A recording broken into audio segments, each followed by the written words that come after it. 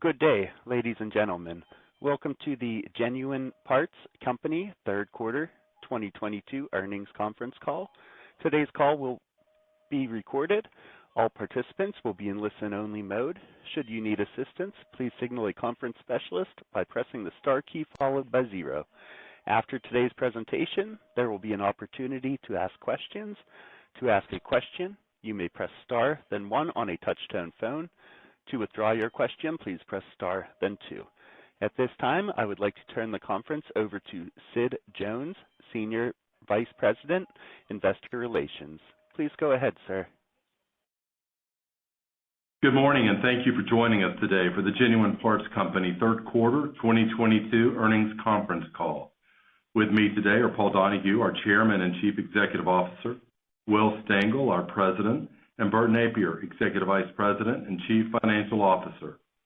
As a reminder, today's conference call and webcast include a slide presentation that can be found on the Investors page of the Genuine Parts Company website.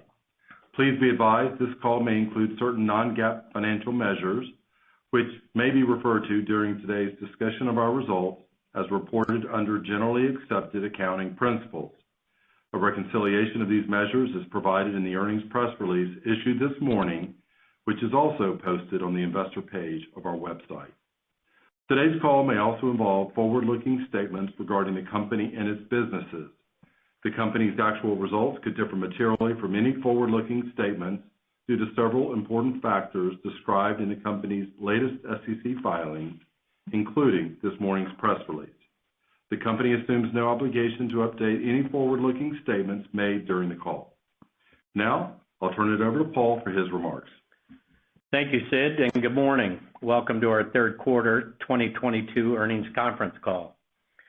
Before diving into the details of the quarter, we want to say that our hearts go out to our teammates, suppliers, customers, and all those affected by the devastating impact of Hurricane Ian in late September. GPC is committed to providing care and support through our GPC Relief Fund and our partners at the American Red Cross.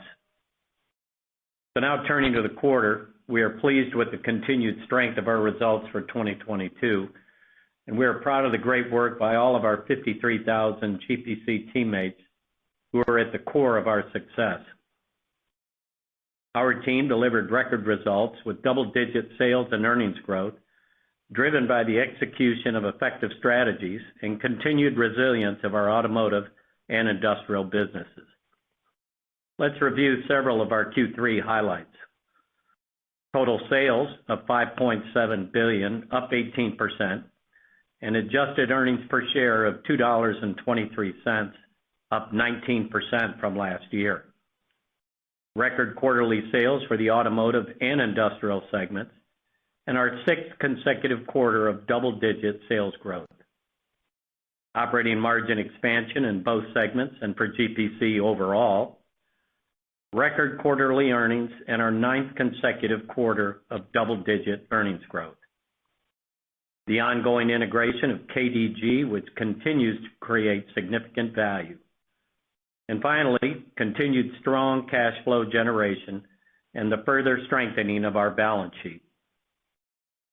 Our teams are executing on key strategic initiatives to deliver market share gains and drive ongoing momentum in our top and bottom line results. We remain agile in navigating a dynamic operating environment created by inflation and economic conditions, the geopolitical landscape, and supply chain challenges. We continue to benefit from the competitive advantages of our size and scale, and we remain focused on advancing our technology to optimize inventory availability, enhance network productivity, and maximize the effectiveness of our pricing strategies. We are making significant progress in our operations through our efforts in all these areas, as evident in the expansion of operating margins again in the third quarter. Our automotive and industrial businesses continue to take advantage of several industry tailwinds. In automotive, the increase in year-to-date miles driven, an aging car park, limited new car inventory, and elevated used car prices are all supportive of healthy demand in the aftermarket. In industrial, the manufacturing economy remains expansionary, with PMI holding at greater than 50, while industrial production just had its 9th straight quarter of growth, up 2.9% year over year. Our teams continue to operate well in a challenging environment, and as we wind down the year, we remain focused on driving our strategic initiatives across all of our global operations. This past quarter, we spent considerable time in the field visiting stores and branches, meeting with many of our strategic suppliers and customers, and we came away encouraged by the general outlook for continued growth in the automotive aftermarket and industrial space. In addition, during the quarter, our global leadership team met to review our near-term initiatives and collaborate on our long-term strategic roadmap. Our teams are well aligned, and we are confident in our strategic plans to deliver long-term sales and earnings growth and margin expansion. Our strong cash flow generation and exceptional balance sheet position GPC with the financial strength and flexibility to pursue strategic growth opportunities via investments in both organic and acquisitive growth, while also returning capital to shareholders through the dividend and share repurchases. So before I pass the call over to Will, we'd like to highlight our 2022 sustainability report, which we published earlier this month. The new report advances GPC's long-term sustainability strategy and expands our reporting and disclosure to reflect the extent of our global operations. We do this through a focus on 3 key areas, including improving diversity, equity, and inclusion, reducing carbon emissions, and enhancing ESG governance. 2 highlights from the report include the completion of our 2022 employee engagement survey, where we had significant participation across our global teams and received an 80% global engagement score. And secondly, the calculation and disclosure of our Scope 1 and 2 carbon emissions and plans for greenhouse gas reduction programs across our global operations. We believe that our 2022 sustainability report illustrates GPC's strong ESG strategy and a way forward that underscores our commitment to keeping the world moving. We encourage you to visit the sustainability page on our website for more information on our progress in this important area. So again, we thank each of our GPC teammates for taking great care of our customers and delivering on another great quarter of record results. So now I'll turn the call over to Will. Thank you, Paul. Good morning, everyone. I also would like to thank the global GPC teams as well as our supplier partners for their ongoing commitment to serving our customers. We appreciate the collective focus and hard work to deliver great results around the world. During the third quarter, we continued to deliver strong results across both our automotive and industrial businesses. Our results were driven by solid team execution and disciplined focus on strategic initiatives, which are aligned around our 5 foundational priorities: talent and culture, sales effectiveness, technology, supply chain, and emerging technology. Turning to the performance by segment, total sales for global automotive were $3.5 billion in the third quarter, an increase of approximately $285 million, or 8.9% versus the same period last year. Our sales performance was relatively consistent in all 3 months of the quarter, and on a comparable basis, sales growth for the quarter increased 9.2%. Our global teams delivered mid-single digit to mid-teens comp growth across each of our operations, and as Paul mentioned, the automotive segment continues to be driven by solid industry fundamentals and strong team execution. Global automotive segment profit was $309 million, and segment operating margin was 8.9%, an increase of 10 basis points versus the same period last year. This performance reflects strong sales growth and operating expense leverage. During the third quarter, our automotive business experienced high single-digit levels of inflation, relatively consistent with the levels we saw in the second quarter. The pricing environment remains rational, and we're pleased with the ongoing positive impact of our strategic category management initiatives. We expect sales inflation in the fourth quarter to be largely consistent with the third quarter. Now, let's turn to an overview of our automotive businesses by geography. In the U.S., automotive sales grew approximately 11% during the quarter, with comparable sales growth of approximately 8%. Sales were solid across each U.S. region and broadly across product categories, with brakes, filters, fluids, and batteries all posting double-digit increases in the quarter. We continue to be pleased with market share growth within the majority of our categories. Sales to both commercial and retail customers were positive, with low double-digit commercial growth outpacing retail, which had low to mid-single-digit growth. Our commercial business saw broad-based strength across all customer segments. Digital channels across all customers also performed well, with high single-digit sales growth during the third quarter, reflecting continued traction from investments in our omni-channel experience. U.S. automotive initiatives are advancing well with continued progress in talent, technology investments, customer segmentation analytics, pricing capabilities, and emerging tech. During the quarter, the U.S. automotive team formally realigned team resources to establish a centralized project management office to coordinate and drive impact of its business initiative portfolio. As an example of emerging tech efforts, the U.S. automotive team hosted its first ever EV Day in Atlanta, which included teammates and representatives from various strategic emerging tech partners. We used this opportunity to update internal teammates and collaborate with our electric vehicle and emerging technology suppliers. In addition, as another example of our emerging tech focus, Motion recently established a new electric vehicle battery customer segment based on increasing opportunities presented by the build-out of new battery manufacturing facilities across North America. We continue to build momentum with our EV efforts as we leverage our global footprint, business mix, and scale to extend our emerging tech leadership position. In Canada, sales grew approximately 15% in local currency during the third quarter, with comparable sales growth of 13%. The strong results in Canada are reflective of solid industry fundamentals, team execution, and market share gains.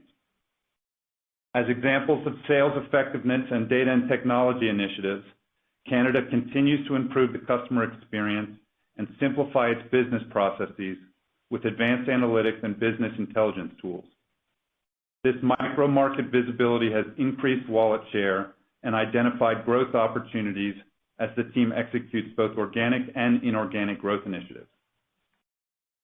In Europe, our automotive team delivered another strong quarter, with total sales increasing approximately 20% in local currency and comparable sales up 7%.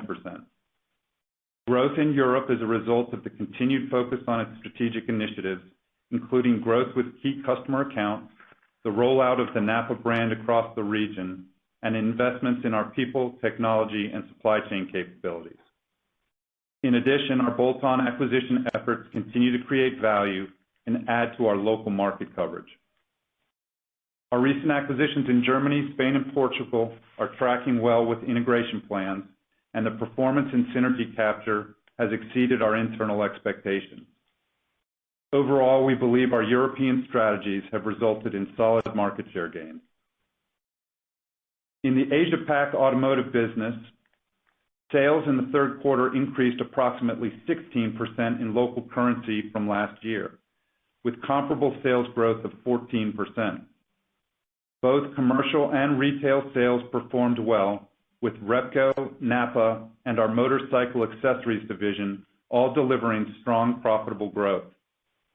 Next month, our Australian and New Zealand team will celebrate Repco's 100-year anniversary, which is a testament to the power of the brand, differentiated customer value proposition, and Repco's position as the leading automotive aftermarket business in the market. Congratulations to our teammates down under on achieving this incredible milestone. Turning to the global industrial segment, During the third quarter, total sales at Motion were $2.2 billion, an increase of approximately $570 million, or 35.3%. The sales cadence was consistently strong throughout the quarter, and comparable sales, which exclude the benefit of KDG, increased approximately 20% versus last year. This marks our sixth consecutive quarter of double-digit comparable sales growth. The growth was consistent across almost all product categories and major industries served, with particular strength coming from industries such as food, chemicals, aggregate and cement, mining, and oil and gas. Industrial segment profit was $243 million, or 11.1% of sales, representing an 80 basis point increase from the same period last year and a new record for the industrial segment. The improvement is a result of Motion's strong sales growth and disciplined operating performance, including the KDG synergy realization. For the third quarter, inflation in the industrial segment held in the low single-digit range, consistent with the levels we've seen throughout the year. Key initiatives contributing to the strong performance in the industrial business include sales programs to capture organic profitable share of wallet with target accounts, data-driven strategic pricing and sourcing programs, technology investments to enhance the omni-channel experience, and continued ongoing inventory productivity and footprint optimization initiatives. As an example of footprint optimization efforts, Motion successfully executed its initial fulfillment center and branch optimization initiative in Florida, which is designed to improve the customer experience by offering next-day delivery for an order placed by 3 p.m. In addition to an improved customer experience, the strategy reduces duplicative inventory positions, increases available product breadth, and increases the efficiency and reduces the cost of our last-mile delivery logistics. In addition, Motion opened 2 new strategically located facilities to grow its value-added automation services with existing and new customers. We're pleased with the initiative results, and Motion will continue to methodically roll out these strategies nationwide over time. In addition, the integration of KDG continues to exceed our expectations. The teams are executing well-defined plans with customers, suppliers, and teammates to deliver growth and create value as a combined organization. All major work streams are at or ahead of plan, including the co-location and merging of overlapping branches, and we're excited for the continued growth opportunities at Motion. Lastly, during the quarter, we were pleased to formally open the GPC Global Technology Center based in Krakow, Poland. As part of our strategic investments in talent and technology, the center is designed to help accelerate our technology initiatives and capability building. The Technology Center will serve as an integrated extension of our existing global teams and will focus on areas such as digital, supply chain, data platforms, pricing, and cybersecurity as a few examples. With nearly 1 million people living in Krakow and approximately 200,000 students, Krakow is a global hub for next-generation tech talent. As we move forward, we'll consider technology roles in Krakow to leverage our scale, build capabilities, and deliver faster path to value for global technology initiatives. As we execute our organic growth initiatives, we continue to complement them with strategic bolt-on acquisitions to capture share in our fragmented markets and create value. During the third quarter, we completed several bolt-on acquisitions, primarily consisting of small automotive store groups that increase local market density in key geographies.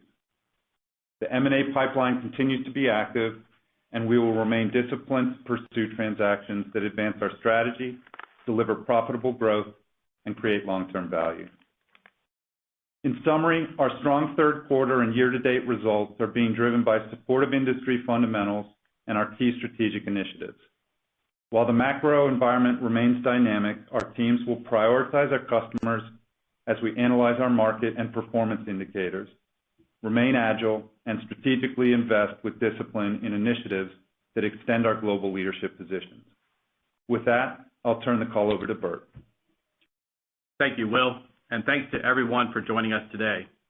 As Paul and Will have shared, we are very pleased with our third quarter results. As I review the key highlights for the third quarter, our comments this morning focus primarily on our adjusted quarterly results, which exclude the non-recurring costs related to the integration of KDG.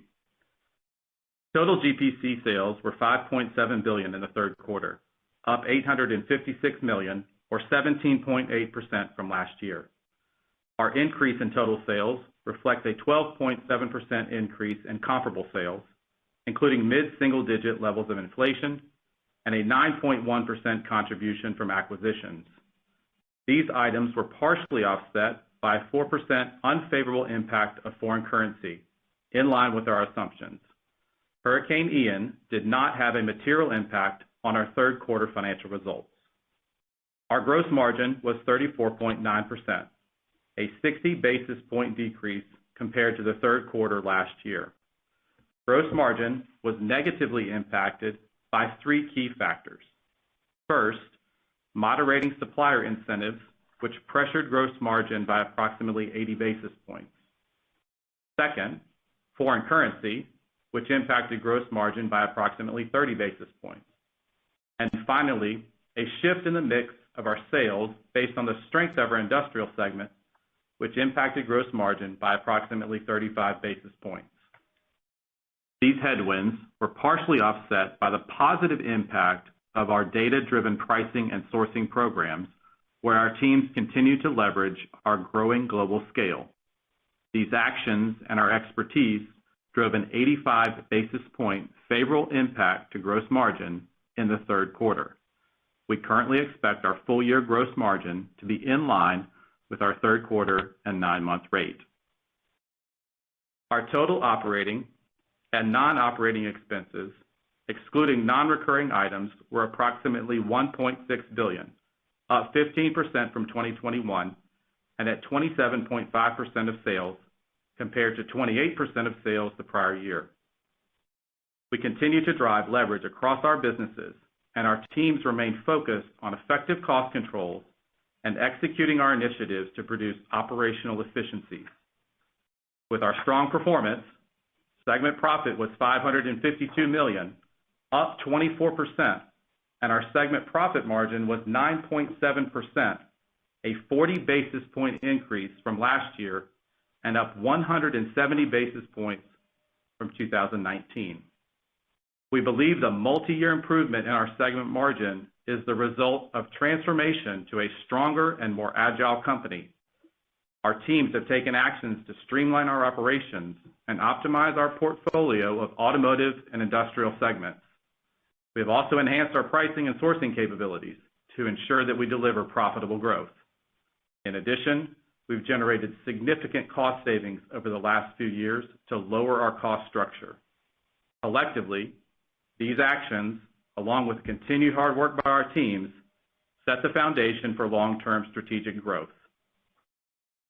Our third quarter adjusted net income, which excludes $4.9 million or 3 cents per diluted share in non-recurring KDG integration costs, was $317 million or $2.23 per diluted share.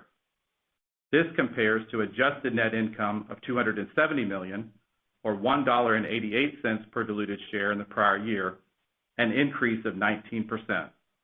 This exceptional performance is a result of the crisp execution of our initiatives, which are translating to GPC delivering accelerated growth and profitability. As we turn to the balance sheet, changes in the key elements of our working capital were generally in line with our sales growth.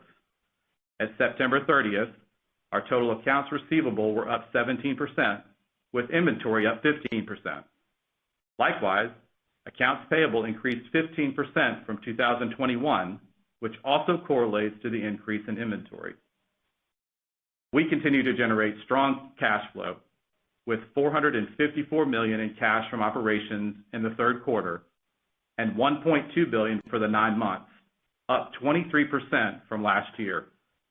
For the full year, we continue to expect cash from operations to be in the $1.5 billion to $1.7 billion range, with free cash flow of $1.2 billion to $1.4 billion. We closed the third quarter with $2.1 billion in available liquidity, and our debt to adjusted EBITDA is 1.7 times. This compares to our targeted range of 2 to 2.5 times and highlights our financial strength and flexibility. The key priorities for capital allocation at GPC remain unchanged.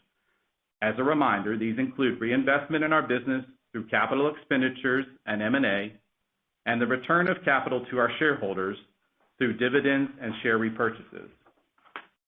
During 2022, we have invested $244 million in capital expenditures, including $91 million in the third quarter, primarily in technology and other projects to further automate and consolidate our distribution networks and drive productivity. We have also invested $1.6 billion for acquisitions and returned $542 million to shareholders in the form of dividends and share repurchases. This includes $369 million in cash dividends paid to our shareholders and $173 million in cash to repurchase 1.3 million shares. The continued strength of our cash flow provides us the ability to manage our capital allocation through all business cycles and has allowed GPC to increase our dividend for 66 consecutive years. Turning to our current outlook for 2022, we are updating our full year guidance and raising adjusted diluted earnings per share to a range of $8.05 to $8.15, which represents an increase of 16 to 18% from 2021 and up from our previous guidance of $7.80 to $7.95. We expect total sales growth for 2022 to be in the range of 15 to 16%, an increase from 12 to 14%. By business segment, we are guiding to the following: 7 to 8% total sales growth for the automotive segment, an update from 6 to 8%. This new outlook also reflects 7 to 8% comparable sales growth. For the industrial segment, we are updating our total sales growth outlook to 31 to 32%, an increase from our previous outlook of 26 to 28%. The new outlook includes a 15 to 16% comparable sales increase, which is up from 9 to 11%. We are pleased with the positive momentum in our business in the third quarter and through the 9 months of 2022. Our outlook for the remainder of the year reflects the continued confidence in our execution, balanced against the backdrop of a dynamic and uncertain macro environment. Our continued strong cash flow generation provides us with full flexibility to support our growth plans through ongoing investments in the business and return of cash to our shareholders while remaining balanced and disciplined. We look forward to reporting on our fourth quarter and full year results on our next call in February. Thank you, and we will now turn it back over to the operator for your questions.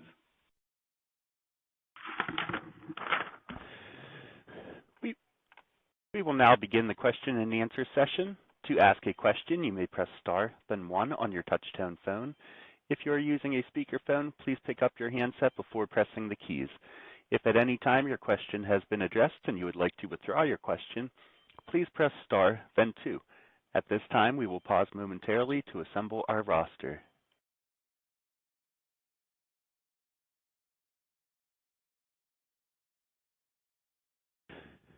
The first question comes from Greg Melich with Evercore ISI. Please go ahead with your question. Thanks. Congrats, guys, on some good numbers. I guess my first question is on the gross margin performance. Could you give us a little more insight as to by segment in both the quarter, given that you've got increase in costs, you said it's passing through, pricing remains rational, but it is starting to fall. So just if you could sort of walk us through each segment as to what's driving that. Sure, Greg, it's Bert. Thanks for joining. Thanks for the question. I'll start, just with the reiteration. We were down 60 basis points to 34.9 on a consolidated basis. The quarter benefited from an 85 basis point improvement in the underlying execution of our day-to-day strategic pricing and sourcing programs. That really reflects the outstanding execution from the team across the environment. I don't really want to break it down into each segment. I mean, we're all performing well on the underlying core of the business. We're pleased with the actions on both segments, and the teams are really doing an exceptional job, as you can imagine, in a very, very dynamic environment. That's hard to see, unfortunately, here in the quarter. As I mentioned in my prepared comments, we had three key factors. I'll reiterate those. Year-over-year moderation in supplier incentives, that's 80 bips. Currency, which you're aware at the end of the quarter there, we had a lot of movement in currency rates, 30 basis points. And then the industrial performance and the acquisition of KDG, 35 basis point drag there. That's a lower gross margin business relative to automotive, but at the same time, we trade that off for a higher margin business. And as you heard Will mention in his prepared remarks, an 11.1% margin for industrial for the quarter, which is a record. Just a little more color on the supplier rebates. Those moderated from a year ago when heightened supply chain challenges were constraining things, as we're all aware. The positive is that we now have more inventory. We have a more available base of inventory for our customers, which is a good thing. Another reminder, a year ago, that was a 116 basis point benefit to margin from that issue. So, look, as I mentioned, for the full year, we think the gross margin rate for the full year will be in line with the third quarter. But despite all that, we see, expansion of margin here in the here in the third quarter by 40 basis points to a 9.7% margin. That's the third consecutive quarter of overall margin expansion, and we expect that for the fourth quarter as well. When you look at the fourth quarter looking ahead, I think as you look at that number and guiding to the Q3 levels, we really see the two variables there from our prior guidance being gross margin performance at Motion continuing to outperform our earlier expectations and currency. I guess my follow-up would be on that fourth quarter. If I sort of back into it, it seems like there's a pretty meaningful deceleration in organic growth with the new guidance. I think it's maybe 500 or 600 bips in auto and maybe double that in industrial. Is that actually happening in October, or is that just conservatism? Let me take that, kind of up one level and give you some color on guidance overall. First, I want to thank our teams. We've had a great third quarter, first 9 months. I think the business continues to be very balanced and resilient. But like everyone, forecasting in this environment has its challenges. We took a number of factors into account in our guidance raise. Firstly, our performance year to date and the industry fundamentals and momentum we see, but obviously we have to balance that against the macro, including what's happening with inflation and pressuring costs. We can't ignore any of these tightening conditions, and undoubtedly those will impact businesses and consumers at some point. The macro data has been pretty choppy, as you're aware, but we're very comfortable and confident in our overall guide with the new guidance range at 805 to 815. That's going to have EPS up year over year, 16 to 18% on the back of a really, really strong year a year ago. We're being prudent, I think. It's probably the right way to phrase it. Eyes wide open on things to watch. We've got inflation, geopolitical tension, supply chain constraints, FX, fuel and energy prices all moving around on us. But at the same time, there's probably, Greg, a little modesty here. We outperformed in the fourth quarter a year ago, and we've outperformed so far this year, and we're not necessarily a management team that would continue to count on the same level of outperformance. When I look at the fourth quarter, I'd kind of call your attention to a few things for the fourth quarter guide and the full year.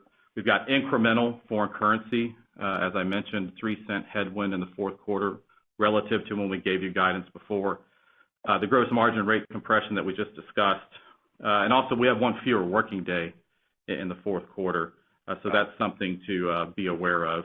But look, my dad used to say, be baseball ready.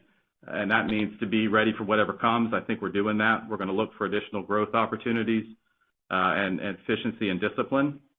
And I'm going to let Will give you a little bit more color on the segment side, on the sales. Yeah, Greg, maybe just to answer your question, I mean, we're encouraged by the trends that we're seeing through October across the global business. So if that's any indicator, we're not seeing a slowdown. We're proud of the teams for continuing to build on that momentum into the fourth quarter. Just maybe some other thoughts. As you think about kind of what's implied in the Q4, I just remind you, Q4 21 for auto had a big comp, high teens. So the guide for auto on a 2 years kind of close to that 20%. That holds true for U.S. auto and kind of each of the pieces of global automotive. So still really solid performance, and as I said, encouraged by what we're seeing through October. That's helpful, and good luck. Thank you, Greg. Our next question comes from Christopher Horvers. Please go ahead with your question. Thanks, and good afternoon. Maybe to follow up on that a little bit, one of your industrial distributor peers talked about some, I guess, softer tone in certain customer segments when they reported recently. As you were out in the field recently, are you sensing any of that caution? And do you think it's maybe just like the tack that you're taking, like, eventually something could happen and we're being cautious, or do you think there's some real change going on in some of your businesses on the industrial side? Yeah, Chris, thanks. This is Paul. I would tell you, and we have spent a good bit of time in the field late. I traveled with the Motion team, a few weeks back, and we spent a good bit of time with that group this week. The overall sentiment from our Motion team, Chris, remains really strong, optimistic. They're seeing increases across just about every customer segment and every product segment. So, I'm aware of the other industrial group you mentioned that reported earlier this week, but I have to tell you, we're not seeing it on our side, Chris. And I would just remind you, we're still seeing expansion in PMI, which we generally track pretty closely with through the years anyway. And industrial production came out earlier this week, and industrial production again posted good results in September. So I would tell you overall, our Motion team continues to perform at an incredibly high level. And as Will said, early numbers in October point to that continuing in well into Q4. Chris, maybe just some other perspective to add to Paul's comments.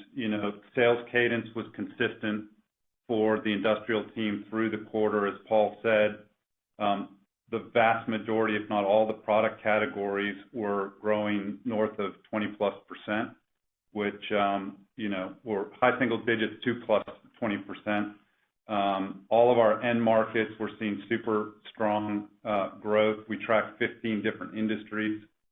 All are performing very well. We called out a few in the script: equipment, machinery, food products, iron, steel, automotive, mining, oil and gas. And I'd tell you, geographically, we're seeing strength pretty broad-based, including Canada and Mexico, as well as our service business, fluid power, automation, conveyance. So are the customers, just like everybody, trying to predict what happens in 2023? Certainly those discussions happened when we were out in the field, but the backlogs are strong, and the recent trends have been strong. So we feel bullish about certainly closing the year and then coming into next year with some momentum. Thank you for that. Will, I think at a recent conference you mentioned, the ability to take segment margins to the double-digit range. Can you talk a little bit more about that? Do you see that, is that more of a blended of NAPA and Motion, or do you see that potential for the NAPA segment to also reach double-digit? And what do you think the big drivers are to get there? Hey, Chris, it's Bert. I'll take that one. Look, I think as the new CFO coming in and taking a look at this business, I'm sitting here looking around, and we're asking ourselves questions about what's the full potential of the two businesses together. So I know you would appreciate that exercise as the new guy. We're not ready to give you a target on that. I want to do some homework here over the next several months as we sharpen our pencil around that. But we're doing that work. I think the historical perspective here has been this business can be a 7% and then an 8%, and then we're marching our way up the chain there. You've seen a margin at 9.7% this quarter, consolidated, which is another improvement in the third consecutive quarter in a row of improvement there. As I look ahead with a fresh set of eyes coming in, I see tremendous amount of opportunity for things that are within our own control, not necessarily reliant on external. Some of those are underway. Some of those would be sourcing and category management initiatives, which are in early innings, pricing initiatives, which are in early innings. The business demonstrated a great ability through the pandemic to transform, continue to be more efficient and lower cost structure. That's going to continue, and I think there's a tailwind there. We've got two really great businesses with great size and scale, and when you have that kind of power behind you, I think you do have an ability to continue to grow and improve margins. We will have some modernization of our supply chain and DCs that continue. Will talked about that a little bit in his prepared remarks around the Florida facility for Motion. So there are just a tremendous amount of opportunities, and we owe you to come back and give you some full longer-term targets there, but hopefully that gives you a little perspective as the new CFO. That's great. Thanks, Bert. Our next question comes from Christopher Horvers with J.P. Morgan. Please go ahead. Chris, you coming back for another one? I think we just had Chris. Sorry. I can ask more questions. Our next question comes from... I got a lot more. I'll talk to you later, Chris. We'll be fair. Let's spread the wealth. Our next question comes from Kate McShane with Goldman Sachs. Hi, thanks for taking our question. You had mentioned, I think, in your automotive comments that you saw growth in all categories, and we just wanted to confirm that if it includes discretionary categories and what you're seeing relative to the more defensive categories. And then just with regards to transaction versus ticket, if you saw any meaningful change this quarter versus last quarter in automotive. Thanks, Kate. Thanks for the question. Let me take a pass at that, and Bert and Paul jump in. Maybe just starting at the top, for U.S. Auto, consistent growth through the quarter. We recognized and celebrated a variety of different sales records through the quarter, so super proud of the teams for that. As we mentioned, both DIFM and Do-It-Yourself were strong and positive through the quarter, which is always good to see. If you look at the subsets of the business, the mid-single-digit performance from our major accounts in our auto care, we had low double-digit to low teen in our fleet and government business, and we had, as we said, mid-single-digit retail performance on tough comps. No change in trends from ticket and transactions.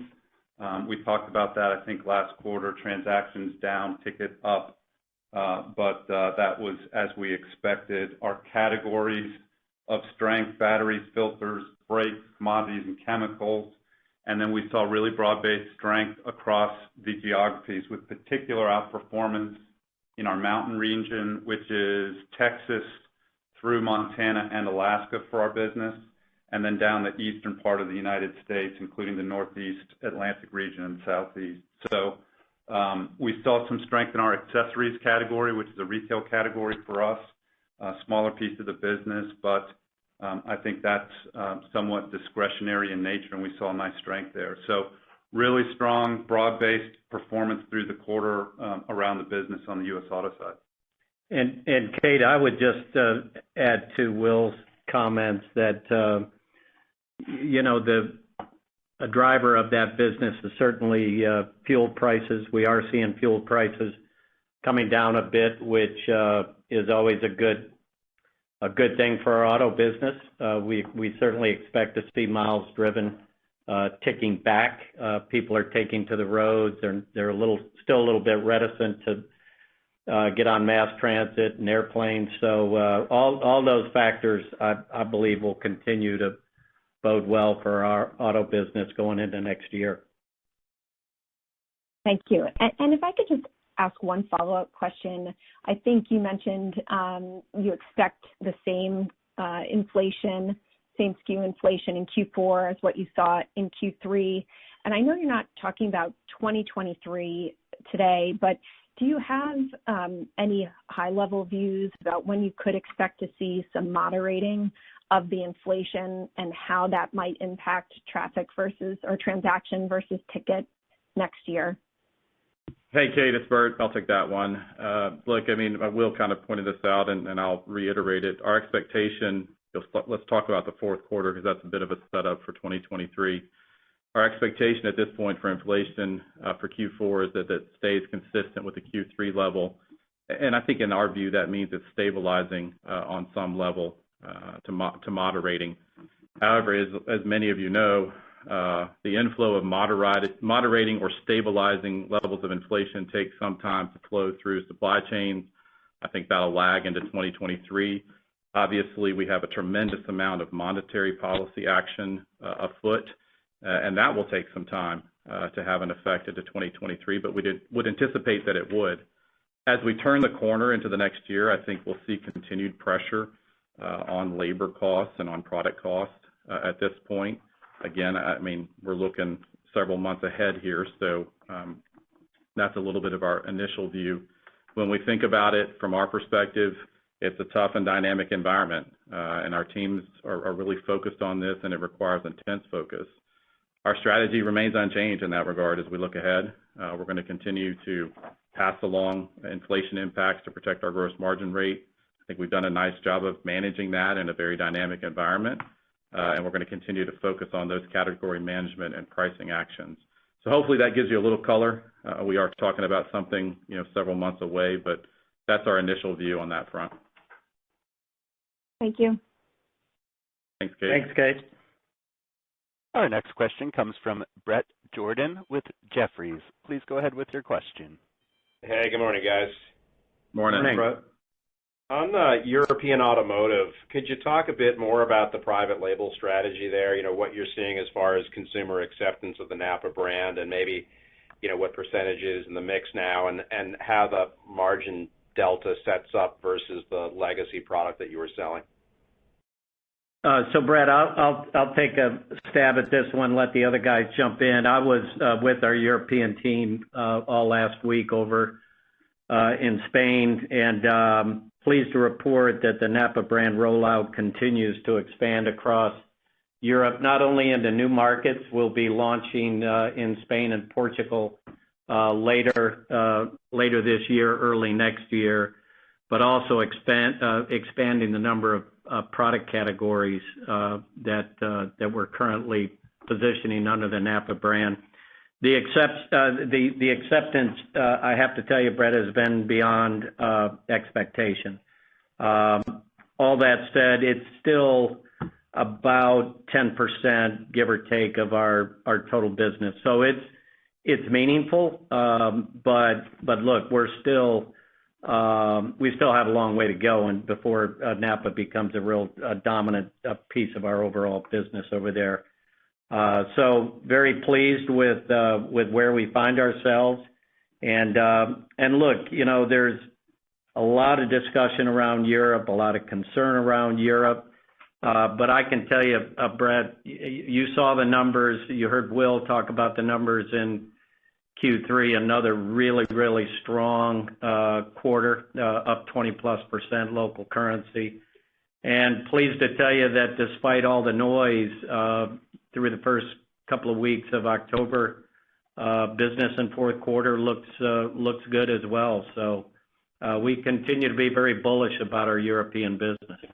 You just answered my second question, but just to go back to the first half of the first question on the October trend in Europe. But how does the margin shake up in Europe on the private label mix?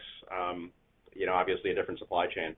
Yeah, Brett, it's neutral. Generally speaking, on average, it's neutral. So neither a good guy or a bad guy. And I just add to Paul's comments. I figured you asked a follow up, but as he said, we're continuing to see really good strength broadly in each one of our countries. Germany, mid-teens growth, Benelux, low double digits, mid-single digit growth in the UK and the French market. So as Paul said, NAPA is a big part of each one of those countries' strategies and initiatives, and they've got nice traction delivering super nice results. So good to see. If it's margin neutral, is the long-term goal to get a better cost of goods there, to get margin out of it? I mean, what's the point of the initiative if it's not more profitable? That's the strategy over time, obviously getting the brand into the market, putting it into the line logic, and penetrating the market is kind of step one, and then over time as it develops the following, we'll revisit that. Great. Thank you. Thank you, Brett. Our next question comes from Elizabeth Suzuki with Bank of America. Please go ahead. Great, thank you. Just a question on the automotive side. And Paul, you had mentioned that new vehicle supply and elevated used car prices have been tailwinds, but you started to see used car pricing rolling over and new vehicle supply could begin to improve. So, I mean, how much of a headwind do you think that could be as you plan your business for the next few years? Yeah, I appreciate you pointing that out, Liz. We are seeing used car prices coming down a bit. I honestly don't see that being a huge impact on our business overall. We look the key drivers for our business have always been and will continue to be, I believe, the average age of the vehicle on the road, which is at a new record again in this year over 12 years. Miles driven is always going to be a key element for us, and we're seeing an uptick in miles driven as fuel prices moderate just a bit. And I think you're going to see that as folks do begin to return to the workplace and are, again, a bit hesitant to get on mass transit. I think we'll continue to see that drive forward. So, look, in terms of new car sales, Liz, it's a little bit of a double-edged sword. We need those new car sales because 5 years from now, those are going to be our customers as they come to the aftermarket. So if new car sales tick up a bit, that's not going to have a big impact on our business in the short term. In the long term, it's a good thing for us. And, if we go back to the 17 million new car vehicles produced each year, sold each year, that's not a bad thing for us at all because that's our future customers. So I think any way you slice it, our business, our U.S. automotive business and our global automotive business is in a good place and the fundamentals are very sound. Great. Yep, that makes sense. And just a quick follow-up on the auto side. Will had mentioned you're pleased with the market share growth in the majority of categories. What are the categories where you aren't pleased with your market share, and what do you view as the biggest opportunities? Look, I'm looking down our list. I'm not sure I can call out one where we're not pleased. I mean, we're seeing really broad-based strength across all the product categories. So I can't call out one where we're disappointed. Obviously, there's some inventory opportunities. That would be the commentary where we would want to do better, but I'm not sure that's a function of the demand drivers or kind of our strategy. So sorry for not being more helpful, but I think that's the honest truth. Okay. All right. Thanks very much. Okay. Thanks. Thanks, Liz. Our next question comes from Scot Ciccarelli with Truist Securities. Please go ahead. Good morning, guys. Morning, Scott. Morning, Scott. How are you doing? So the industrial business is obviously very strong, and we know that historically it's followed some of the broader macro factors and index changes, typically with about a 6 to 9 month lag or so. And Paul, I think you already pointed out how PMI is still positive, but obviously it's moderated quite a bit. So I guess the question is, how should we kind of net out today's strong growth versus at least what appears to be a pretty significant moderation in that, let's call it, broader macro trend? So, Scott, thanks for the question. And, you're right to point out the moderation in PMI. But again, anything over 50, we're growing and we continue to grow. That said, the Motion footprint, Scott, is different today than we were historically. So we've we've expanded our footprint into segments like conveyors, and all things around that product category, which as we've seen the distribution center model expand across the U.S., we've seen great expansion in that product category. Automation and robotics is a growing strong double-digit category for us, and we believe we have huge upside in that area. So if you look at the Motion of today, Scott, it's different than it was 3 to 5 years ago, when we were primarily a power transmission and industrial supplies type business. And that has been intentional from our team, and I think will shelter us going forward and will give us a leg up as we go forward if we do see continued softening. Because, Scott, you're not alone. We continue to have people and analysts and investors question the industrial business, and do we believe that we'll continue to see the great growth that we've seen out of that business the last couple of years. And certainly while we've shown 20% comp growth in Q3, we're not going to stay at 20%. We're realistic enough to know that, but we also do believe that that's a business that we can continue to grow 6 to 8% year after year after year, regardless of what PMI and industrial production numbers might call out. Interesting. Okay. Thanks a lot, guys. Thank you. Thanks, Scott. Our next question comes from Carolina Jolly with Gabelli. Please go ahead. Hi, everyone. Thanks for taking my question. No problem. Good morning. Morning. So just a quick question around cash flow, working capital. Your AP to inventory ratio is probably around 130% now. That's definitely higher versus 2019.